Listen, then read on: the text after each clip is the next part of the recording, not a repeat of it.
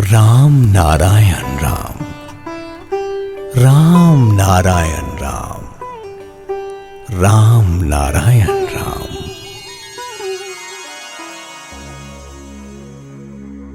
खाली होने पर भी महाकाश चैतन्य से परिपूर्ण है।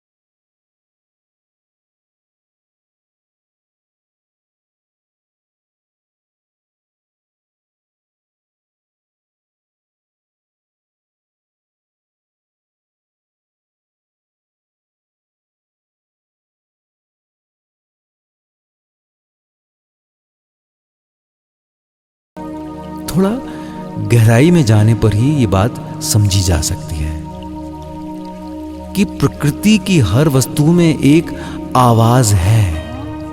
सृष्टि में पल पल कितने रूप, कितने गंध, कितने वर्ण और इनका कितना वर्णन, प्रयोजन के आधार पर सब कुछ कितने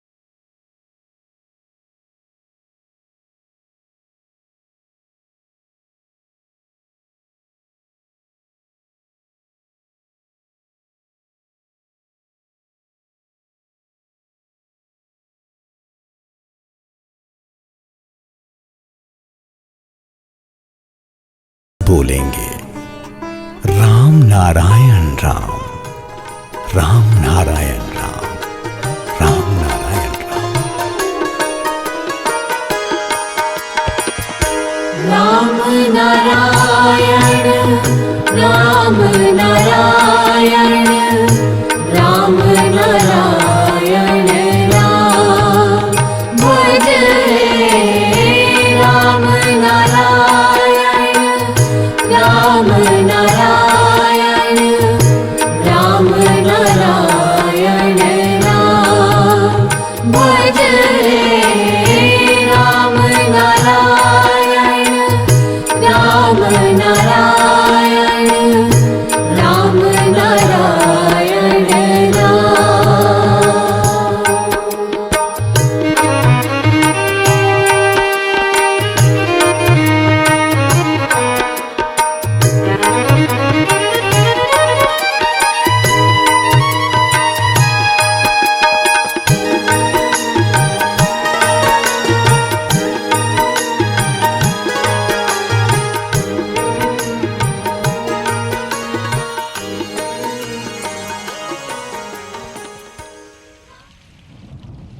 हम सब तेज की संतान हैं।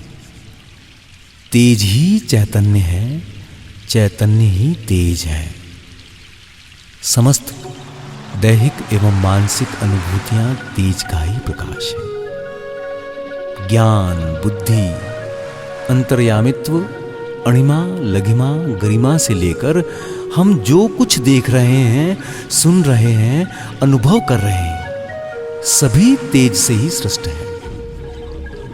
इसी प्रकार सृष्टि होती आ रही है। जो तेज सबके अंदर चैतन्य के बीज के आकार में स्थापित है, उसी सुप्त चेतना को जगाना होगा। इसके लिए अपने अपने विवेक के साथ चलना होगा।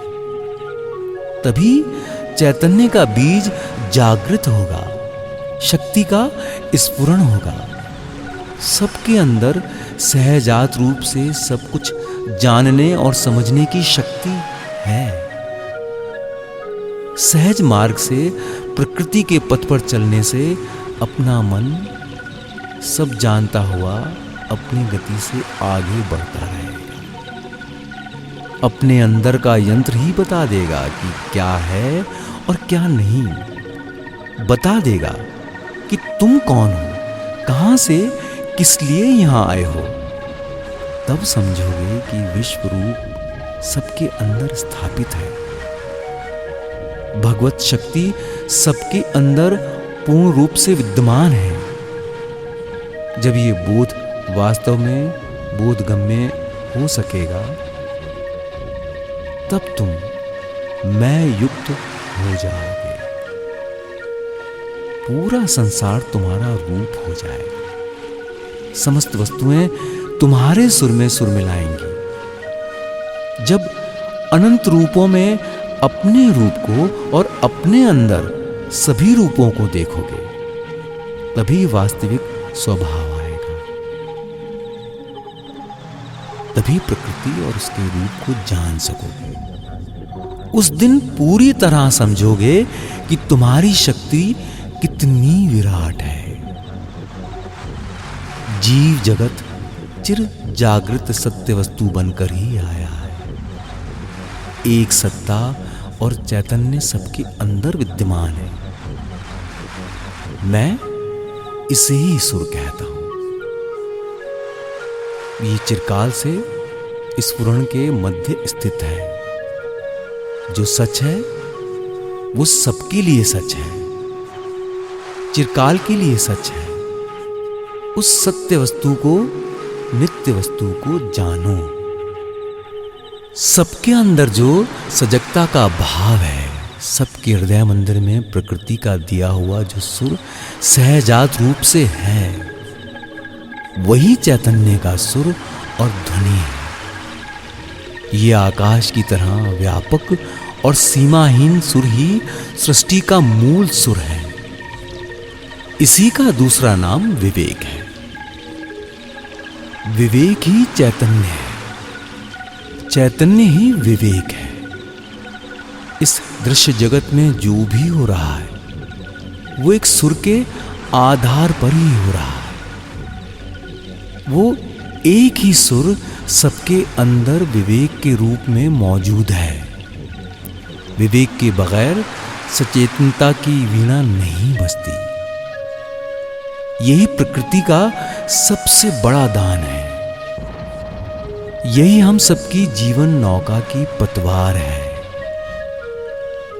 विवेक का सुर, जागरण का सुर, सजगता की धारा में ले जाना ही इसका कार्य है। विवेक ही हमें बता देता है कि कब क्या करना होगा, किस मार्ग से जाने पर परम तृप्ति की ओर जाया जा सकता है। हमारे प्रत्येक कार्य में, ध्यान, ज्ञान, नाम, प्रेम में, बुद्धि में विवेक हमें हमेशा और हर स्थान पर सचेत करता रहता है। जो सहजात चैतन्य भाव सबके अंदर विवेक के रूप में है, उसी से हम उस अति सचेतन का अनुभव करते हैं। सबके अंदर स्वाभाविक रूप से जिस चेतना का स्फुरण हुआ है, वही सृष्टा का वास्तविक स्वरूप है। इसीलिए चैतन्य स्वरूप विवेक ही एकमात्र देवता है। जीव को हर कदम पर उसके निर्देश का पालन करना होगा। शास्त्र की मूल बात है, तुम अपनी चेतना द्वारा संचालित हो, और प्रकृति का निर्देश है तुम सभी चेतनामुखी बनो, सचेत होकर चलो। अपनी चेतना की आवाज के अनुसार आचरण करना ही तो प्रकृति का धर्म है।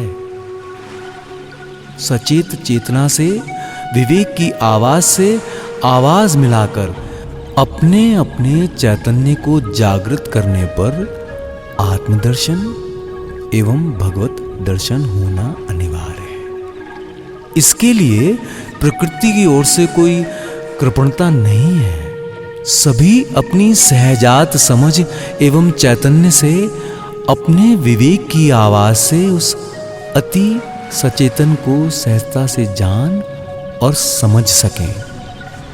इसीलिए जीवन मार्ग पर प्रकृति का निर्देश है।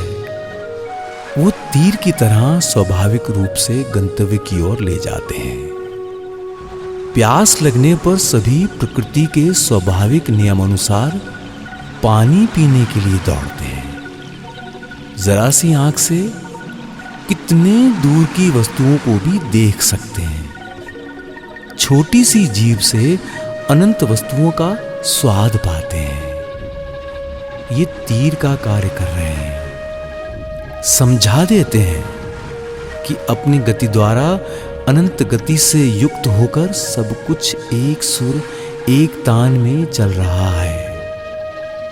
सभी उसी महासमझ को समझकर बोध युक्त चैतन्य में स्थिति में है। मिट्टी, जल, वायु सभी एक चैतन्य शक्ति होने की वजह से चेतन है। हमारी विभिन्न इंद्रियों के माध्यम से उस विराट शक्ति का ही प्रकाश और विकास हो रहा है। जब किसी वस्तु का अनुभव करते हैं तभी समझना होगा कि ये वस्तुएं सचेत हैं। उनके अंदर भी समझ या चैतन्य है, अनुभव की शक्ति है। इसीलिए हम उनका अनुभव कर पा रहे हैं। आदिकाल से महाकाश से सृष्टि का जो स्रोत प्रवाहित होता आ रहा है, उसका उद्देश्य क्या है? सृष्टा चाहते हैं कि जिनकी सृष्टि मुझसे हुई है वो सभी मेरी तरह सर्वशक्तिमान एवं चैतन्यमय होकर मेरे पास लौट आए। विश्व की सारी समझ उनकी समझ बने, सब कुछ उनके वश में रहे। हमारे अंदर बोध और चैतन्य है, पर संस्कार, अज्ञान और द्वंद्व आकर मन की स्वच्छ गति पर हमला करते हैं। इसीलिए मन स्वाधीन रूप से नहीं चल पाता। मन का स्वच्छ सुंदर भाव विकसित नहीं हो पा रहा है। ज्ञान और समझ के द्वारा समस्त संस्कारों को दूर करना होगा। सब मिलकर बोलेंगे राम नारायण राम, राम नारायण राम, राम नारायण राम। राम नारायण राम